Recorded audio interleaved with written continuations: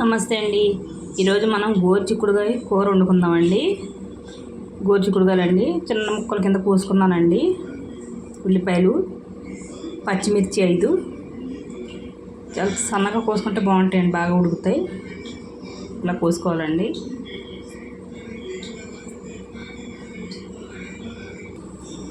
Stove మీద బండి పెట్టానండి. ఆయిల్ వేసుకున్నాను. ఆయిల్ కొద్దిగా హీట్ అయిన తర్వాత హీట్ అయిందండి ఆయిల్. నేను చాలా సింపుల్గా చెప్తున్నానండి కర్రీ. గోరుచిక్కుడుకాయలు, ఉల్లిపాయలు, పచ్చిమిర్చి ఒకేసారి వేసేసుకోవాలండి కలిపి.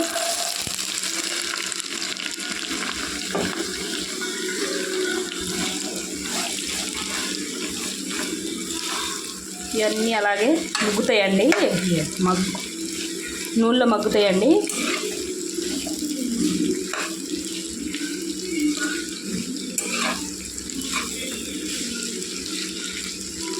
కొంచెం కలిపిన తర్వాత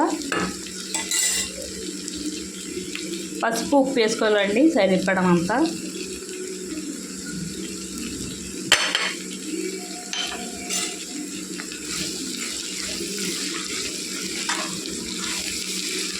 బాగా కలిపి మూత పెట్టి మగ్గనివ్వాలండి. ఆయిల్లోనే మగ్గాలండి.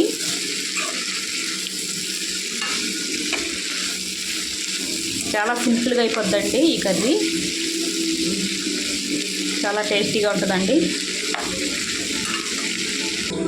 చూద్దామండి. సన్న మంట మీద ఇలాగే మగ్గనివ్వాలండి. నూనెలోనే మగ్గాలండి ఎక్కువసేపు. ఇప్పుడు బాగుంటుందండి. వాసన ఉండదండి, పచ్చిడి వాసన కింద.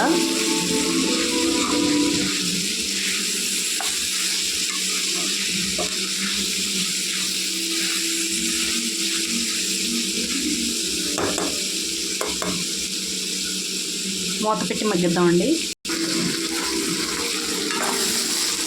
చూడండి మగ్గిపోయినాయండి.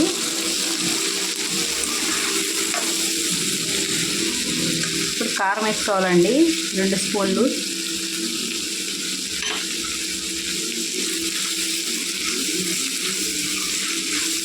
కూరగాయల్లో కారం ఎక్కువ వేసుకుంటే బాగుంటుందండి. పచ్చిమిరపకాయలు ఎక్కువ వేసుకోవాలి.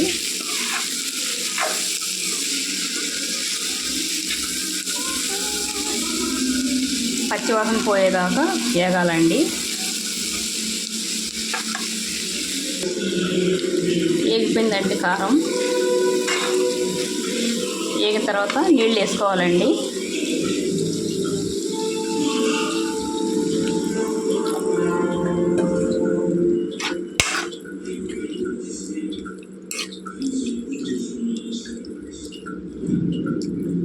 ఇంకొంచెం పడతాయండి నీళ్ళు.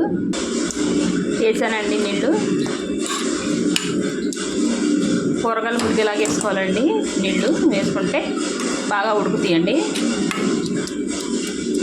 పచ్చి పచ్చిగా లేకుండా బాగా మెత్తగా ఉడుకుద్దండి కూర. మూత పెట్టుకొని ఉడికించుకోవాలండి. ఇప్పుడు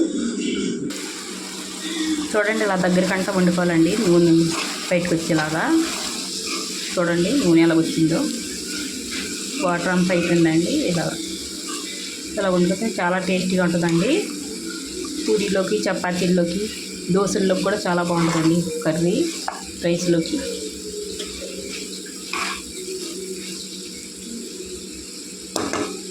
ఇంతేనండి వీడియో. నచ్చితే లైక్, షేర్, సబ్స్క్రైబ్ చేసుకోండి.